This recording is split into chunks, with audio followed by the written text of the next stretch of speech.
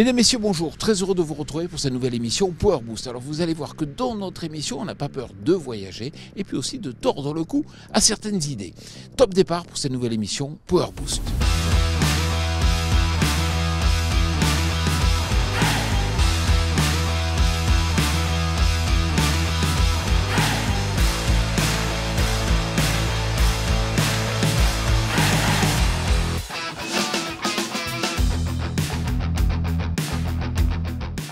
Spectateurs de bon goût qui aimait cette émission, bonjour. Alors, comme ça, il paraît que le secteur des agroéquipements se casse la figure. Info, intox, un peu des deux, on débonne que tout ça. Par contre, ce qui est sûr, c'est que la méta en cogénération vient de prendre un coup dur sur le coin de la figure. Et il va être urgent d'agir. On vous explique pourquoi. On fera un détour par l'île Saint-Martin, non, on ne vous avait pas encore tout montré, à la rencontre d'un agriculteur pas comme les autres qui déplore le manque d'infrastructures agricoles sur le territoire. Dans notre rubrique Carbon Farming en partenariat avec BASF, on va vous montrer que le secteur charbonne pour se décarboner, avec beaucoup d'acteurs dans la boucle et un objectif commun. Tout ça arrive après une dose de news, alors enjoy. Ah oui, et il y aura une question qui tue aussi. Agbot propose des démonstrations directement sur votre exploitation dans le cadre d'un Tour de France. L'objectif pour le fabricant Axide est de prouver sur le terrain les économies en main-d'œuvre qu'apporterait ce robot autonome, qui, rappelons-le, est équipé de chenilles et d'une largeur de voie réglable de 1,90 m à 3,20 m. Du nouveau chez John Deere pour la série 5e. S'il fallait retenir un seul point, c'est l'apparition d'un nouveau modèle, le 5130M, développant une puissance maximale de 135 chevaux. Alors, on ouvre l'épisode en mettant les pieds dans le plat. Comme nous, vous entendez peut-être parfois sur le terrain que le marché français des agroéquipements serait en train de s'effondrer. Alors, info ou intox ? Cela nous a donné envie d'en savoir plus et on a passé quelques appels histoire de vérifier. Il en ressort qu'effectivement, le chiffre d'affaires des constructeurs sur les premiers mois de l'année serait en baisse de 10 voire 15% par rapport au premier trimestre 2023. En focalisant sur la prise de commande, on serait certes plus proche de 20 à 30%.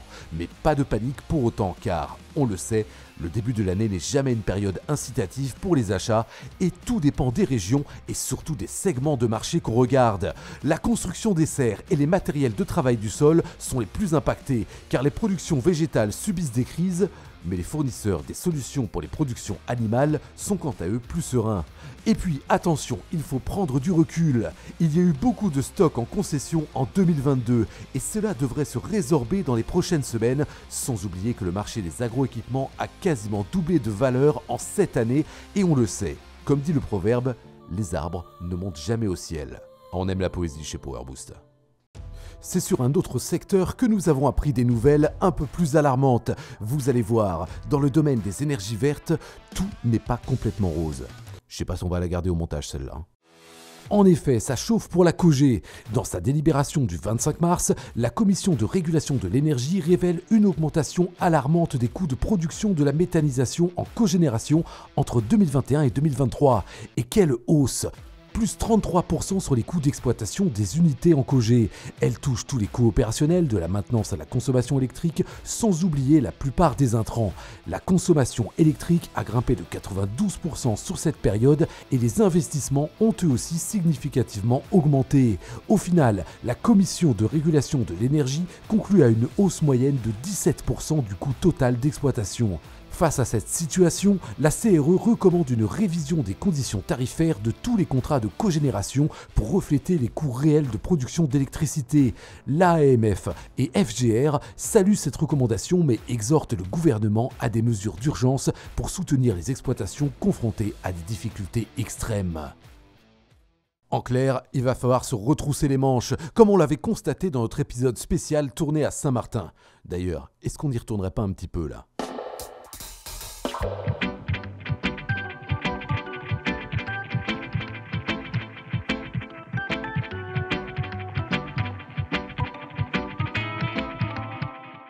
Dans Power Boost, on a rencontré toutes sortes d'agriculteurs, toutes sortes de points de vue, mais à Saint-Martin, on ne pouvait pas passer à côté de Touza Djabash.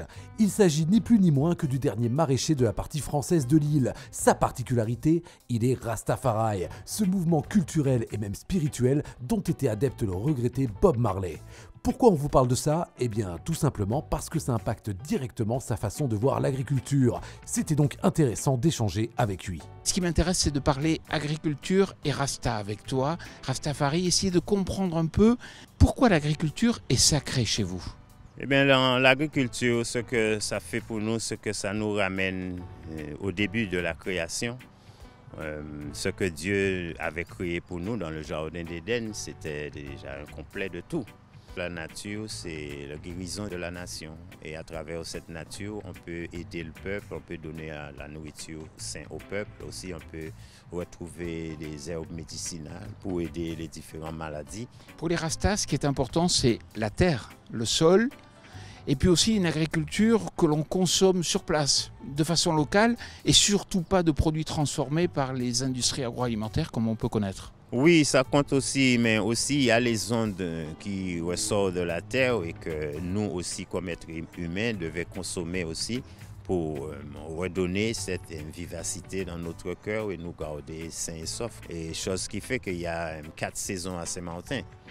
Alors, étant dans la connaissance de ces 4 différentes saisons, chaque 3 mois, on a un relais des fruits qui viennent ajouter avec les légumes. C'est une connaissance qui est vraiment riche. Djabache pratique donc une agriculture respectueuse de l'environnement et adaptée au contexte pédoclimatique de l'île de Saint-Martin.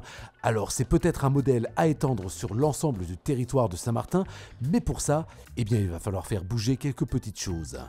Ce que tu dis, c'est qu'on a perdu la connaissance de l'agriculture, de la vie, de la nature? Oui, c'est ça le problème, parce qu'il y a beaucoup de gens à Saint-Martin qui font l'agriculture aussi, qui pratiquent l'agriculture aussi, mais qui n'arrivent pas à se stabiliser. Mais si on avait une base, vraiment une base, comme presque dans tous les autres pays, comme disons une maison d'agriculture, où toutes les connaissances sont distribuées, tous les savoir-faire sont distribués, tous les outils, eh bien, il n'y a pas ça ici. Parce qu'il y a 70 à 80 années où l'agriculture a été totalement abandonnée pour le tourisme. Ça veut dire qu'il n'y a pas de connaisseurs dans l'agriculture, sinon certains jeunes qui essaient de monter là maintenant. Et si par exemple il y avait un projet qui est né pour faciliter la tâche, pour qu'eux ils puissent ouvrir les ailes et voler, eh bien, on peut vraiment avoir cette forme d'agriculture à Saint-Martin. Merci beaucoup, Djabache. Merci à vous aussi. Bénédiction.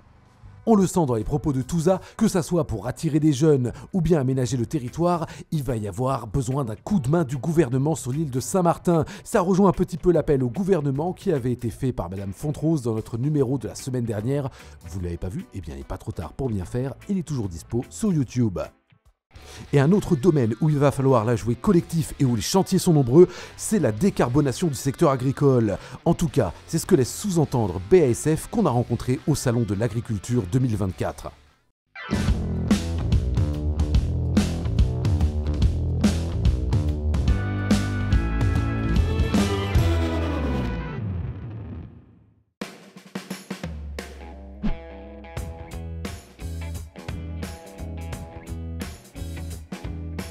Des entreprises intègrent des stratégies collectives afin de mettre en œuvre des solutions visant à réduire l'empreinte carbone de leur activité.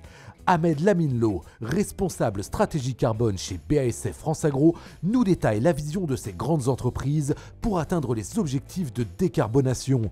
Mes principales missions sont de travailler sur à la fois les itinéraires de décarbonation pour l'industrie agroalimentaire, mais aussi de travailler sur la plateforme carbone que compte développer BASF pour aider et les coopératives et les agriculteurs et les entreprises agroalimentaires à atteindre leurs objectifs de décarbonation.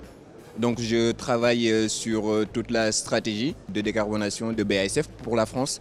Et voilà, on compte vraiment travailler en synergie avec tous les acteurs de l'agroalimentaire pour atteindre ensemble nos objectifs de décarbonation.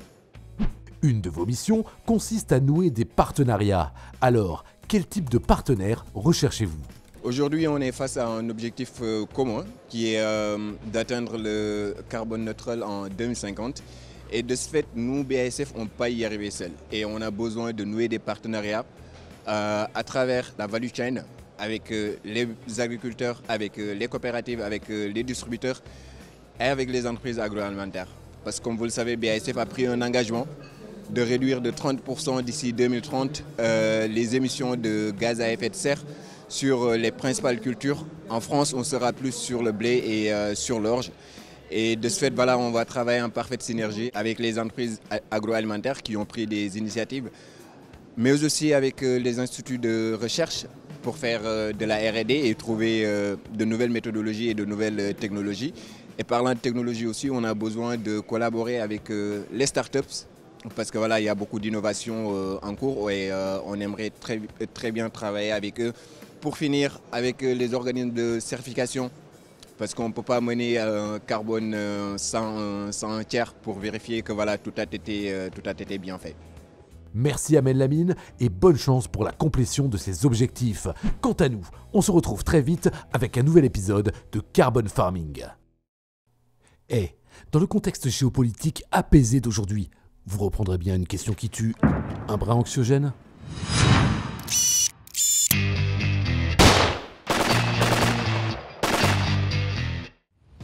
Alors, notre production alimentaire, déjà, elle n'est pas forcément sécurisée et adaptée, donc hors conflit. C'est-à-dire qu'elle est fortement dépendante de l'énergie pour faire fonctionner les tracteurs, les transports, les engrais, les pesticides, tout ça.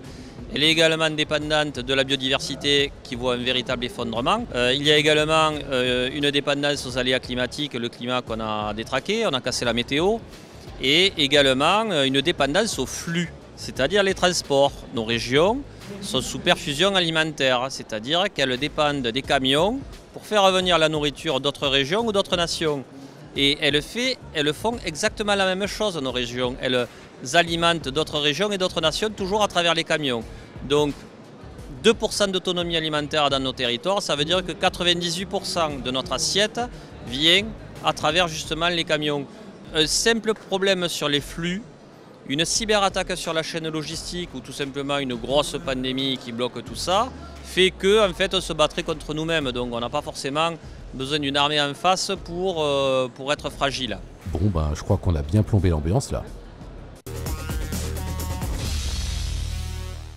Voilà, j'espère que cette émission Power Boost vous a plu. Vous savez que vous pouvez nous retrouver chaque jour avec de nouvelles vidéos, de nouvelles interviews sur notre chaîne YouTube. Et puis aussi, bien sûr, vous abonner à notre page Instagram. Je vous souhaite une excellente semaine.